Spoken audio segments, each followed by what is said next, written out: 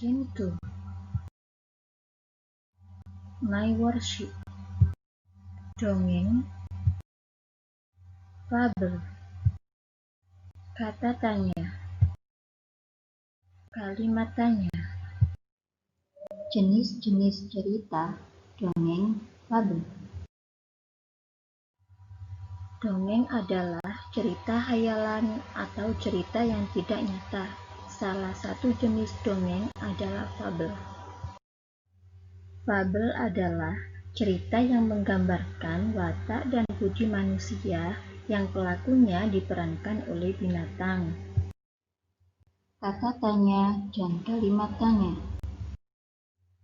Kata tanya adalah kata yang dipakai dalam kalimat tanya untuk menanyakan sesuatu, baik itu orang atau benda, perbuatan atau tindakan, keadaan atau situasi, dan lain sebagainya.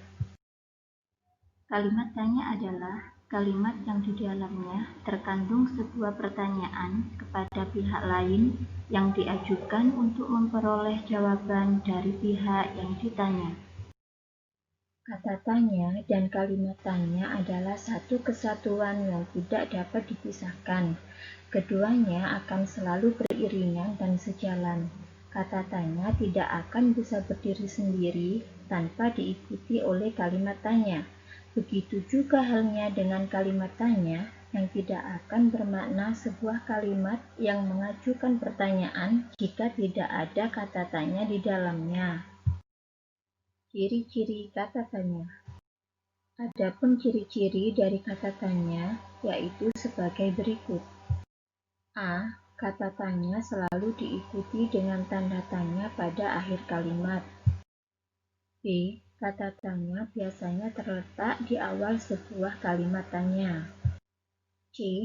Kata tanya seringkali diikuti atau ditambahkan dengan imbuhan sufiks kah, seperti apakah, siapakah, dimanakah, kapankah, dan lain sebagainya. Jenis-jenis kata tanya dan fungsinya. 1. Kata tanya apa? Fungsinya untuk menanyakan benda atau sesuatu, keadaan atau perbuatan, dan segala sesuatu yang berkaitan dengan isi atau pokok bahasan. Contoh, apakah makanan kesukaanmu? Apakah kepanjangan dari singkatan NKRI? 2. Kata tanya siapa? Fungsinya untuk menanyakan orang atau pihak yang terlibat. Contoh, siapakah yang mengantarmu berangkat ke sekolah? Siapakah nama Presiden pertama Indonesia? 3. Kata tanya kapan? Fungsinya untuk menanyakan waktu terjadinya suatu peristiwa atau kejadian. Contoh, kapan ulang tahun kakakmu? Kapan siswa kelas 2 akan melaksanakan ujian? 4. Kata tanya di, ke, dari mana? Fungsinya untuk menanyakan tempat berlangsungnya suatu peristiwa, lokasi yang akan dituju, tempat yang sedang digunakan atau yang telah didatangi. Contoh, di mana alamat rumah barumu? Kemana keluargamu akan menghabiskan waktu liburan akhir tahun nanti? Dari mana kamu mendapatkan uang sebanyak ini? 5. Kata tanya mengapa?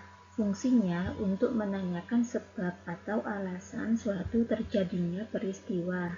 Contoh, mengapa kita harus berbakti kepada orang tua? Mengapa bulan tidak terlihat saat hujan turun di malam hari? 6. Kata tanya bagaimana? Fungsinya untuk menanyakan keadaan atau kejelasan tentang suatu hal, cara, atau proses pengerjaan sesuatu. Contoh, bagaimana kronologis kejadiannya sehingga kamu mengalami peristiwa itu? Bagaimana cara menghilangkan noda makanan yang ada di baju ini? 7. Kata tanya berapa? Fungsinya untuk menanyakan banyak, jumlah, atau satuan. Contoh, berapakah umur kedua orang tuamu? Berapakah total jumlah siswa di kelasmu? Bacalah dengan cermat dongeng berikut ini. Harimau dan bayang-bayangnya. Ada seekor harimau. Harimau itu tinggal di hutan. Harimau itu besar dan garang. Semua binatang takut padanya. Harimau itu selalu mengaum. Semua binatang yang melihat bersembunyi. Binatang yang tidak bersembunyi dimakannya. Pada suatu hari, datang seekor kancil. Tiba-tiba terdengar ranting patah. Kancil segera menoleh. Ia melihat harimau menghampirinya. Ia tahu harimau berniat memakannya. Harimau mengaum. Suaranya yang kuat sangat menakutkan. Namun, kancil tidak melarikan diri. "Aku akan makan kamu, kancil," kata harimau dengan garangnya. "Hei, nanti dulu. Jangan makan aku. Nanti kamu akan celaka. Kamu akan dimakan binatang besar," kata kancil. "Siapa yang berani denganku?" tanya harimau. "Tadi aku berjumpa seekor harimau. Dia lebih besar dari kamu. Dialah binatang yang paling kuat," kata kancil. Harimau sangat marah. Ia mengaum sekeras-kerasnya. "Tunjukkan di mana harimau itu. Aku akan kalahkan dia," kata harimau. Kancil pun lalu menunjukkannya. Ia meninggalkan tempat itu. Harimau mengikutinya. Kancil terus berjalan. Kemudian sampai di sebuah kolam, kancil memandang ke dalam air. "Tadi aku melihatnya di sini. Coba kamu tengok," kata kancil. Harimau menengok ke dalam kolam. Bayangannya muncul di permukaan air. Harimau mengaum dengan garang. Ia membuka mulutnya lebar-lebar. Harimau dalam kolam juga membuka mulutnya. "Kalau kau berani, kalahkan dia," kata kancil. Harimau terjun ke dalam kolam. Bayang-bayangnya pun hilang. Barulah ia sadar dirinya ditipu. Harimau tidak bisa berenang. Akhirnya ia mati tenggelam. Kancil selamat dari terkaman harimau. Latihan soal. Jawablah pertanyaan berikut. 1. Tentukan ide pokok bacaan di atas.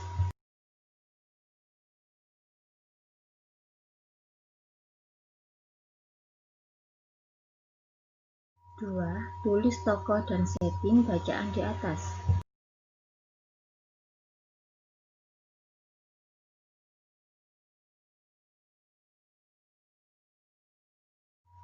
3. Bagaimana sifat harimau itu?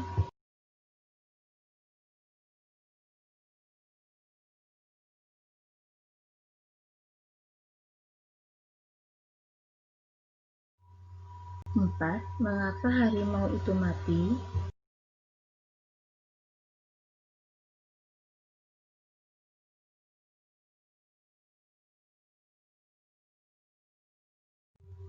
5. Tulis amanat atau pesan dari bacaan di atas.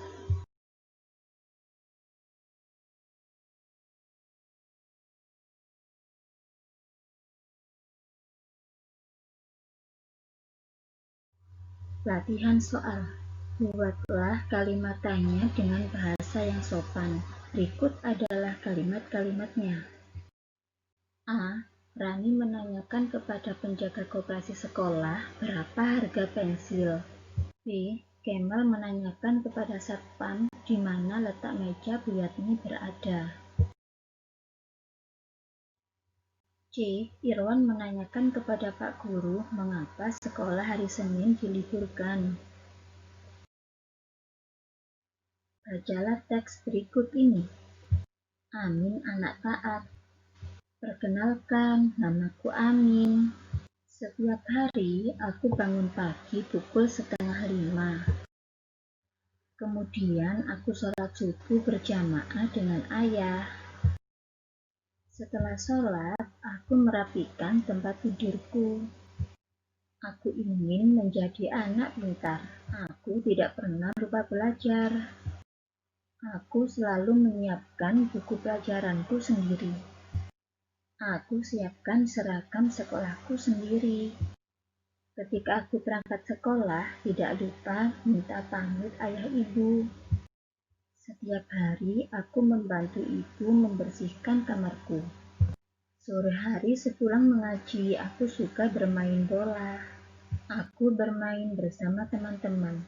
Aku bermain selalu ingat waktu. Aku anak yang taat. Ayah ibu sayang kepadaku. Jawablah pertanyaan di bawah ini berdasarkan teks. 1. Apakah keinginan si Amin?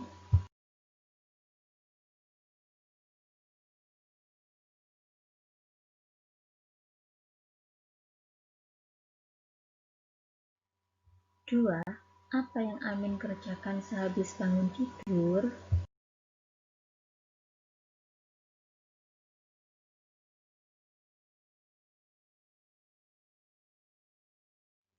3. Dengan siapakah Amin bermain?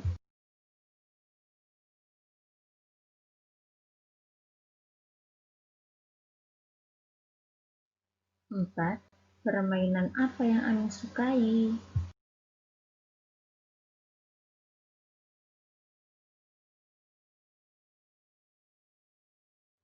5.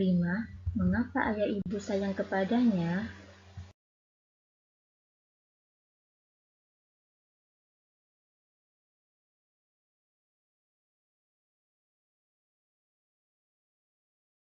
'Ceritakanlah kembali bacaan tersebut menggunakan bahasa kamu sendiri.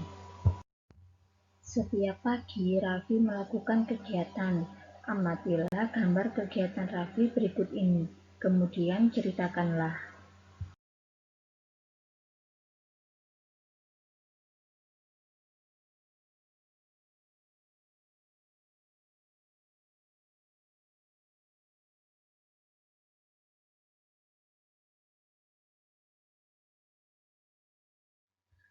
Buatlah satu kelompok. Setiap kelompok mendiskusikan isi dari dongeng yang telah dibacakan oleh temanmu. Ceritakan kembali dengan kata-katamu sendiri dan presentasikan di depan kelas. Mintalah pendapat dari kelompok yang lain atas hasil kerjamu. Buatlah 2 kalimatannya berdasarkan gambar berikut dengan teman sebangkumu. Buatlah kalimatannya dan jawabannya berdasarkan gambar berikut dengan teman sebangkumu. Bacalah cerita berikut. Laras dan Raja Ular. Pagi itu, keluarga Laras pergi ke sawah. Mereka hendak memanen padi. Sesampainya di sawah, mereka terkejut. Tanaman padinya telah rusak. Laras merasa sangat sedih karena gagal panen, keluarganya kelaparan. Tiba-tiba Laras mendengar ular mendesis. Rupanya seekor ular berada di dekatnya. Laras sangat ketakutan. Anakku, jangan takut. Aku si Raja Ular. Aku akan membantumu. Mari ikutlah denganku. Prajurit tikuslah yang mencuri padimu. Mereka pergi menemui Ratu Tikus. Ratu Tikus takut kepada Raja Ular. Ratu Tikus berjanji akan mengembalikan padi-padi itu. Raja Ular pun mengantar Laras pulang. Laras mengucapkan terima kasih kepada Raja Ular. Keesokan harinya, Laras bangun pagi. Laras mengajak keluarganya pergi ke sawah. Sungguh ajaib, tanaman padi itu tumbuh subur. Biji padinya menguning, siap dipanen. Jawablah pertanyaan berikut sesuai dengan bacaan. 1. Apakah pekerjaan ayah Laras?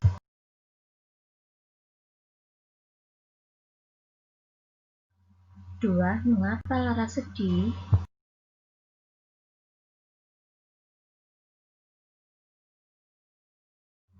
3. Siapa yang menolong Laras?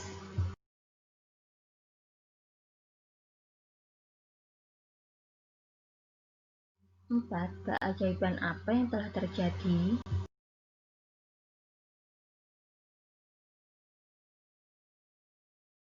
5. Kemana Laras dan Raja Ular pergi?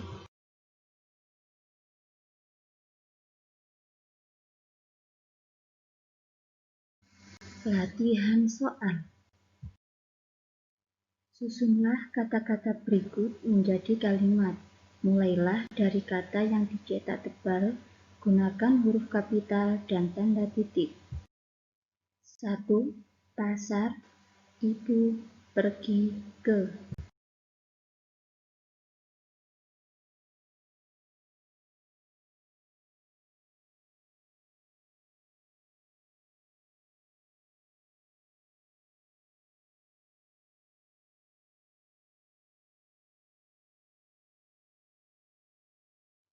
2. Di toko buku, buku, membeli, Tono.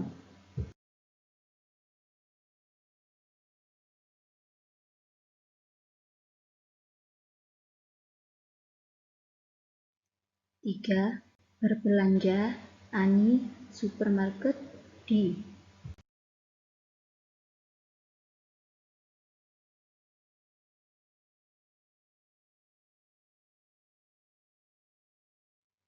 4. Terminal, tempat umum, termasuk.